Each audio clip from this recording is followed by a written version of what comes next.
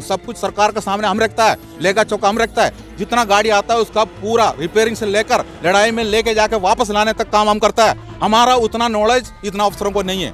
हम बाहर आने के बाद, इस ड्राइवर बाहर आने के बाद हम एक वर्कशॉप चला सकता है। इस जगह पर गैर राजनीतिक गैर अफसर का संगठन बना है, इसी के अंदर उनके लिए कोई भी रास्ता नहीं है। तो सरकार अफसर सरकार के सामने ऐसे बता रहा होगा हम मिल के आएंगे, लेकिन हमारा संगठन का रजिस्ट्रेशन होने दो। हमारा संगठन का रजिस्ट्रेशन होने के बाद हमारा संज्ञा बल क्या है इसका पूरा त्योता हम सरकार को देंगे। अब उन्होंने हमको धोखा दिया। जो हमारे लिए यात्रा जो आरोपी, जो जेसीओ जवान के लिए यात्रा जो आरोपी, उन्होंने अफसर भी ले लिया, लेकिन फंडों का 85% लेने के बाद उन्होंने खुद ही बोला हमारे को कुछ नहीं मिला। तो ये एक धोखा है। भविष्य में वो हमें बुलाएंगे, हम उसका बगल में बैठने के लिए रास्ता बना रहा है, बैठेंगे। भविष्य में हमारे लिए हमारा मांग हम खुद करेंगे। सैनिक कल्याण हमारे लिए चाहिए, सैनिक का पुनर्वास हमारे लिए चाहिए। अफसर को 58 की उम्र में आने वाला अफसर को लिए जरूरत नहीं है उनको, और डंडा पकड़ कर फिर भी वो नौकरी कर रहा है। उनको नौकरी करने की जरूरत नहीं, नौकरी की जरूरत नहीं है उनको, जरूरत हमको है। हम वो नौकरी इसलिए कर रहा है, वो हमारे को हाईजैक कर रहा है, उसी का कारण हम ही है, हमारा रैंक है, जो कि हम उनको पीछे खड़ा होकर भारत माता की जय बोलता है। नमस्कार, आप देख रहे हैं RR News 24 और मैं हूं प्रिया। जंतर मंतर पर हैं, बारिश हो रही है, बरसात का मौसम है, यहाँ पर सैनिक भी बैठे हुए हैं। वैसे तो इनका कहना है कि ये ठंडी गर्मी बरसात सबसे जूझते हैं, हमेशा डटे रहते हैं, अपने काम पर फोकस करते हैं। लेकिन आज जब इनको 4 महीने से भी ज़्यादा दिन का हो गया है, ये यहाँ पर बैठे हुए हैं, ऐसे में क्या ये संभव है कि एक इंसान जो कहीं जाके बैठा हुआ है, अपनी मांग कर रहा है, वो लगातार ऐसे बैठा रहे? कड़कती धूप है, गर्मी हो रही है और कुछ ही क्षणों में बारिश हो रही है, मौसम बदलाव हो रहा है। ऐसे में क्या सरकार जो है वो इस बदलाव को देख रही है? यहाँ पर जो बैठे हुए हैं, अब जो इनके उसमें विसंगतियों में बदलाव हुआ, क्या सरकार उसको देख पा रही है? सर, बारिश हो रही है, आप धरना देते हैं, उसके बाद फिर तुरंत आपको सब कुछ समेट कर उठना पड़ता है। उससे कोई दिक्कत नहीं है, हमको मौसम कितना भी खराब हो जाए उससे कोई मतलब नहीं है, क्योंकि मौसम का साथ में ही हम लोग अपना नौकरी भी किया था। तो अगर मौसम है करके हम लोग अपना नौकरी छोड़ के घर भी नहीं जा सकते। सर बात ये है कि वहाँ पर तो ठीक है, आप लोग खड़े रहते, लेकिन यहाँ आज आपको धरने पर बैठना पड़ रहा है। 4 महीने से ज़्यादा हो गया है, सरकार देख नहीं रही है। अगर वो सुन रही होती तो यहाँ से महज 1 किलोमीटर की भी दूरी नहीं है, कुछ एक्शन होता उस पर। ये भी लड़ाई है, हमारा तरफ से ये भी लड़ाई है, हमारा हक के लिए हम लड़ाई पे बैठा हुआ है। सरकार के पास हमने जैसे जैसे अपना मेमोरेंडम देना है, हमारे यहाँ का संविधान के तरीक़े से हमने दिया है, वो हमने ऐसे इसलिए किया गया है। हम लोग कोई गुंडा बदमाश नहीं है, हम इस देश के साथ में हैं, तो हम अपना आइडेंटिटी भी दिखाना चाहता था, जो हम लोग अपना भीड़ भी दिखाना चाहता था। हम किसी कोई रेलवे को रोक के या कोई सड़क को रोक के हम लोग कोई जाम भी नहीं किया। हमारा पुरुष सैनिक जो अपना जितना भी जो हमारा पुरुष सैनिक है, एजड है, वो बाहर निकला है, बैनर निकाल के बाहर निकाला, झंडा निकाल के बाहर निकाला है, और उसके बाद भारत माता की जय बोलता है, जो सैनिक एकता बोलता है, वंदे मातरम बोलता है। ये सब चीज़ें हम ऑल इंडिया लेवल में हर सेना अपना जो जिला हेडक्वार्टर का सामने, सांसद भवन का सामने और सांसदों का घर पे, उनके ऑफिसों में हमने दिखाया। इधर से हमने यहाँ से हमने बताया, उन्होंने करके दिखाया। वहाँ हमारा कोई फंडिंग भी नहीं हुआ है। आप खुद ही जंतर मंतर में मैं जो 131 दिन में खुद ही हम बैठा हुआ है, मैं खुद ही स्टेज का संचालक के रूप में काम भी कर रहा है। तो मैंने यहाँ कई अनशन देखा, आप लोगों ने भी कवरिंग किया है। तो हर अनशन के पीछे जो है फंडिंग होता है, पैसा लगा के। लेडीज़ का एक बात है, महिला बिल का एक अनशन हमने देखा यहाँ, उन्होंने बोला हम पैसा दे देंगे, आप एक आदमी अगर आप जितना लोगों को ला सकते लाओ। लेकिन हमने देखा है जो हर अनशन के पीछे फंडिंग होता है, लेकिन हमारा अनशन आपने देखा। लेकिन सर, आप ही के कम्युनिटी के जो भूतपूर्व सैनिक हैं, वही आप पर कुछ ऐसे लोग हैं जो आरोप लगा रहे हैं कि आपके पीछे कुछ राजनीतिक लोग लगे हैं। अगर वो यहाँ पर बैठने के लिए आते हैं तो आप लोग जो है उनको बैठने नहीं दी। इवन वो ये तक भी कहते हैं कि रजिस्ट्रेशन में, आपके रजिस्ट्रेशन में जो आप यहाँ पर रखते हैं, आप उनको सिग्नेचर तक नहीं करने देते हैं। ऐसा क्यों? देखो, हमारा बीच में हमारा एक शर्त रखा है। हमारा शर्त यही है, ये गैर राजनीतिक एंड गैर अधिकारी का संगठन है। हमारा फेडरेशन ऑफ वेटरन ऑर्गेनाइजेशन बना हुआ है। ये हम लोगों ने बहुत मजबूती से बनाया है, बहुत कष्ट उठा के बनाया हुआ है। 131 दिन से यहाँ बैठा हुआ है। तो शुरू से लेकर अभी तक हमने क्या क्या झेला हम जानता हूँ। आज 130 का या 129 का दिन में या 125 के दिन में किसी जगह पर बैठ के किसी जगह पर अपना अपना घरों में बुला के जो व्हाट्सएप ग्रुपों में कोई मैसेज डालने वालों को इसके बारे में कुछ पता नहीं है। मैं खुद केरला का निवासी हूँ। मैं केरला से यहाँ तक अगर आने में मेरे को एक बार आके जाने में 30,000 रुपये खर्चा होता है, फिर भी मैं अपना जगह पर इधर आके बैठा हुआ है। तो हमें पता है देश में पूर्व सैनिकों का साथ में विसंगति हुए है और सिर्फ विसंगति जेसीओ जवान का साथ में की है। सर, सवाल ये नहीं है, सवाल ये है कि आप ही के गुट के जो लोग हैं वो दो गुटों में क्यों बटे वो हुए हैं? इसलिए उसी के बारे में कह रहा हूँ। हमारे जो गुटों में इसलिए बैठे हैं, कुछ लोगों को राजनीति का लालची है, राजनीति चाहता है, वो उनको राजनीति का रोटी चाहिए और उसी के लिए किसी अधिकारी की जरूरत है, तब जाके वो आगे बढ़ेंगे। ऐसे संगठन भी कई बना हुआ है यहाँ। इससे उसमें उसके के अंदर भी हमारे जेसीओ जवान बैठा है, उनको भड़का के रखा है। उनको ये नहीं पता है उनका असली मांग क्या है, अब क्या करना है। उन्होंने मेंबरशिप लेके उसके अंदर बैठा हुआ है, लेकिन वो एक दुकानदारी, एक फैक्ट्री चल रहा है, बस उससे हमारा कोई फायदा नहीं है। हम रोड में इसलिए बैठा है, हमें रोड में बिठाया गया है, मजबूरी में बिठाया गया है। सरकार ने फंड दिया, 85% फंड चला गया अफसरों का जो अकाउंट में, और सरकार बोलते हैं हमने पूरा ओआरओपी दे दिया, हमें नहीं मिला। हमारा बीच में कई लोगों ने हमारा टांग खींचने में अभी लगे हैं। अभी देखो शुरू में यहाँ जो पुलिस आकर लाठियां चलाते थे, उस टाइम पर इनको हम कभी नहीं देखा। उस टाइम पर घर पे आराम कर रहे थे। उसके बाद धीरे धीरे जाके हम लोगों ने अपना संज्ञाबल दिखाया पूरा स्टेट में। अगर आपको याद हो तो 20 फरवरी को आप एक मीटिंग करते हैं और 12 फरवरी को भी एक मीटिंग होती है जो कि दूसरे गुट के लोग करते हैं, जो ये कह रहे हैं कि आप उनको यहाँ पर बैठने नहीं देते। ठीक है मिस्टर चौहान, तो उनका ये भी कहना है कि जो दो गुटों में हुई मीटिंग, भाई हम 12 तारीख वाले के साथ नहीं हैं, हम इनके साथ हैं, हम 20 के साथ हैं, वो आपके साथ है, वो एमएसपी की मांग कर रहे हैं, वो आरओपी की मांग कर रहे हैं। तो मैं उसके बारे में बता रहा हूँ। 20 फरवरी से जो 12 मार्च तक के जो बीच के जो दूरी में जो हुआ है, जो दूसरा संगठन बैठा है वो भी प्रचार कर रहे थे। कौन सा जगह पर? मैं तो साउथ इंडियन है। साउथ इंडिया का जो भाषा होता है, जो मलयालम भाषा है, तेलुगु भाषा है, आंध्रा का जो भाषा है, उसी जैसा जो कन्नड़ भाषा है, इस भाषाओं में वहाँ का ग्रुपों में जो राइटिंग मैसेज चला गया है, जंतर मंतर में 20 तारीख से अनिश्चितकाल आंदोलन चल रहा है। आप उसमें बैठा हुआ लोगों को खाने पीने के लिए पैसा की जरूरत पड़ता है, आप इस अकाउंट में पैसा डालें, और उस अकाउंट नंबर जो उसके अंदर दर्शाया गया है, नई दिल्ली का अकाउंट नंबर है, जो voice of ex serviceman society, लेकिन यहाँ जंतर मंतर में बैठा हुआ है जो सबका सैनिक संघर्ष कमेटी, जो इनका नाम लेके हर जगह पर प्रचार करके पैसा बटोरते रहा। उसके बाद 12 तारीख को यहाँ दूसरा एक स्टेज बनाया, लेकिन वहाँ से जो लोग आया था उनको ये पता नहीं था, उनका मन में यही थे, जो इन्हीं के समर्थन में वो आ गया। इधर आने के बाद भी उनको पता नहीं चला, बड़ा स्टेज थे उनका, बड़ा स्टेज थे, तभी भी हम यहाँ बैठे थे। उसके बाद उन लोगों को पता चला हम लोगों का साथ में बहुत बड़ा धोखा हुआ है। उसके बाद उन्होंने यहाँ चंदा भी दिया था, उसके बारे में ये हुआ, कईयों ने अपना चंदा वापस भी लिया, ये सब कुछ हुआ था। बात यही है, हमारा जो यहाँ जो धरना भी चल रहा है, ये एक ऐतिहासिक धरना है, जो इसी जैसा धरना हिंदुस्तान के अंदर पूर्व सैनिकों का बीच में पहले हुआ ही नहीं है। इसलिए नहीं हुआ, 75 साल से लेकर हमारा जो भी मांग है सरकार का सामने रखने वाला हमारा लीडर्स जो होता है, सीनियर ऑफिसर्स जो होता है, वही हमारा मांग रखते थे।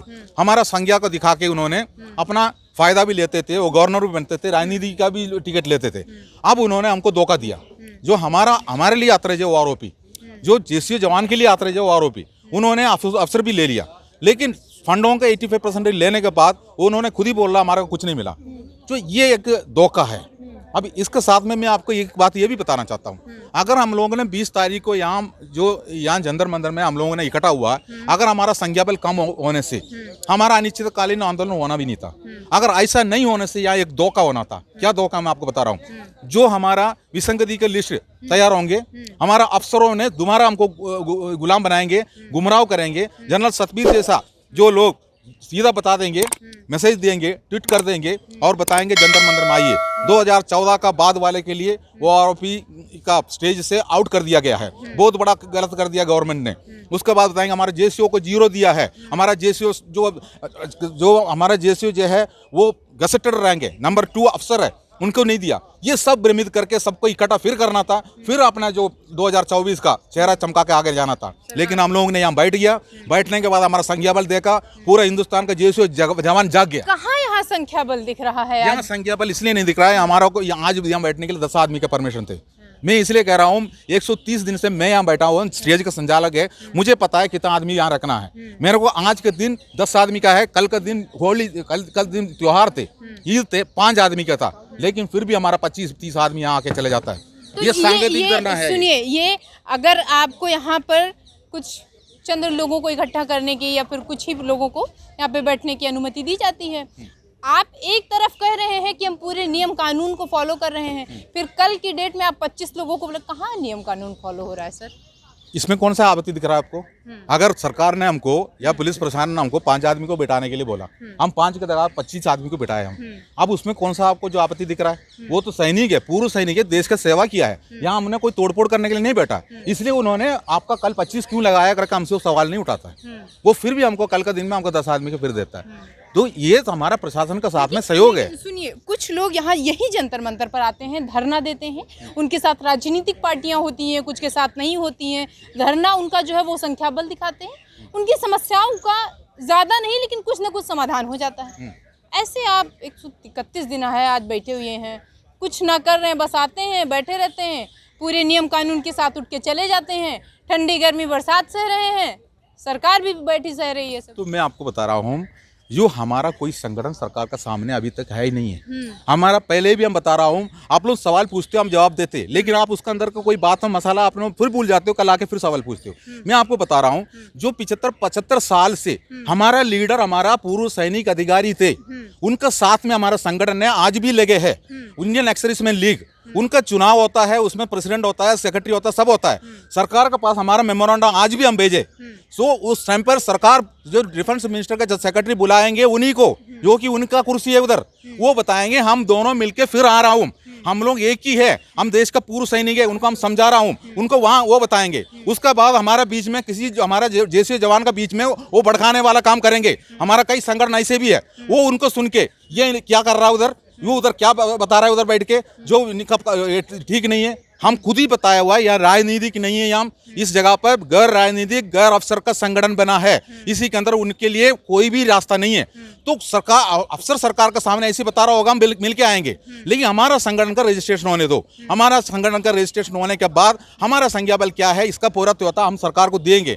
भविष्य में वो हमें बुलाएंगे, हम उसका बगल में बैठने के लिए रास्ता बना रहा है, बैठेंगे। भविष्य में हमारे लिए हमारा मांग हम खुद करेंगे। सैनिक कल्याण हमारे लिए चाहिए, सैनिक का पुनर्वास हमारे लिए चाहिए। अफसर को 58 की उम्र में आने वाला अफसर को लिए जरूरत नहीं है, उनको और डंडा पकड़ के फिर भी वो नौकरी कर रहा है, उनको नौकरी करने की जरूरत नहीं, नौकरी की जरूरत नहीं है, उनको जरूरत हमको है। हम वो नौकरी इसलिए कर रहा है, वो हमारे को हाईजैक कर रहा है, उसी का कारण हम ही है, हमारा रैंक है, जो कि हम उनको पीछे खड़ा होकर भारत माता की जय बोलता है। बाकी पूरा मसाला जो ड्रामा करने वाला काम वही करता है। कुल मिला के आपके कहने का मतलब है कि आपकी समस्याओं का समाधान हो, इसके लिए सरकार ने जो राज्य सैनिक बोर्ड और जिला सैनिक बोर्ड भी तो खोल रखा है।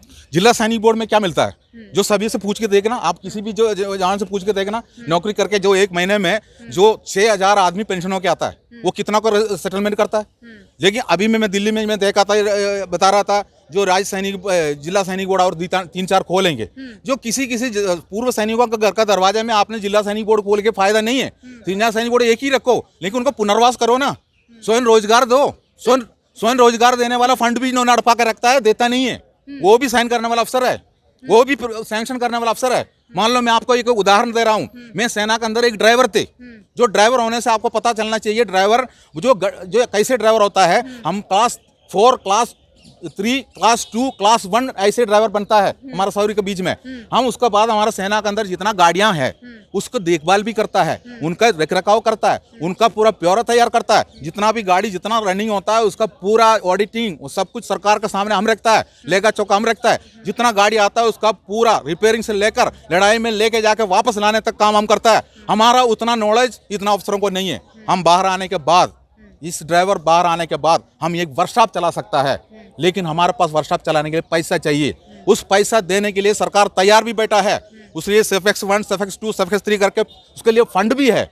जिला सैनिक कल्याण से सैंक्शन होना है। अगर मैं जाकर एप्लीकेशन देंगे, इस अधिकारी कभी हमको सैंक्शन नहीं करेंगे तो हम फिर भिखारी बनेंगे। वो चाहता क्या है, हमने लिया हुआ सिक्योरिटी एजेंसी में वो सिक्योरिटी गार्ड का ड्यूटी करे, उसके बाद मेरा 20,000 तनख्वाह होने से 15,000 मेरे हाथ में पकड़ा देंगे और 8 घंटे के ड्यूटी होने से मेरे से 12 घंटा करा देंगे। हमारे शोषण मारने तक करते रहेंगे वो। तो सर जब ये सारी स्थितियां रही तो लगातार जब आप जो है सर्विस में थे तब आपको कंप्लेन करनी चाहिए, सरकार आपकी सुनती उस टाइम? सर्विस का रोल तो आपको बताने से ना, वो तो बात अलग है। सर्विस के अंदर मुंह नहीं खोल सकता है। अच्छा। सेना के अंदर अगर मुंह खोल दिया उसका हाथ में कटोरा देंगे। अभी तो मैं पेंशन लेके यहाँ लड़ाई लड़ रहा हूँ, अगर मैंने अगर मुंह खोल दिया ये बात कह दिया तो एक हाथ में कटोरा देंगे। मेरे परिवार के साथ मैंने कटोरा भी लेके जाएंगे ना, तो दुनिया क्या बोलेंगे पता आपको? ये देशद्रोही है, सेना के अंदर जाके क्या करके आया। ऐसी कागज बनाएंगे, ऐसी कागज बना के भेज देंगे, इसलिए वहां मुंह कोई नहीं खोलता है। अगर किसी ने गलती कर दी तो उसी को नमूना बनाता है, तो बाकी लोग कभी जिंदगी में गलती करेगा नहीं। ये जो है ये पूर्व सैनिक हैं हमारे साथ, भावुक हो जाते हैं बात करते हुए। इनका ये कहना है कि जब हम सर्विस में रहते हैं तब हमारे ऊपर जो अत्याचार जो हमारे अफसरों द्वारा किया जाता है हम उसको नहीं कह सकते। अगर हम उसको कहते हैं, सरकार के सामने रखने की कोशिश करते हैं, तो हमको जो है वो किसी गलत तरीके से पेश कर दिया जाता है। किसी गलत तरीके से ये बता दिया जाता है कि हम यहाँ पर देश की रक्षा करने के लिए नहीं बल्कि कुछ और करने के लिए हैं। साथ ही जो यहाँ पर आज 130 दिन से ज़्यादा हो गया, 131वां दिन है आज ये बैठे हुए हैं, इस पर भी हमने बात की। इन्होंने किस तरीके से बताया, किस तरीके से ये बताई कि सरकार जो है वो अभी तक क्या कर रही है। आखिर आज इनको यहाँ पर बैठना पड़ रहा है, जो कल देश की रक्षा करते थे, जिनकी वजह से हम लोग आराम से सोते थे, आज वो सड़कों पर हैं। तो दूसरी तरफ वहीं जो हमारे देश के प्रधानमंत्री हैं वो विदेशों में घूम रहे हैं, वो कुर्सी पर बैठ रहे हैं, एसी में घूम रहे हैं और यहाँ पर ये ठंडी, गर्मी और बरसात की मार सह रहे हैं। जंतर मंतर से प्रिया पांडे।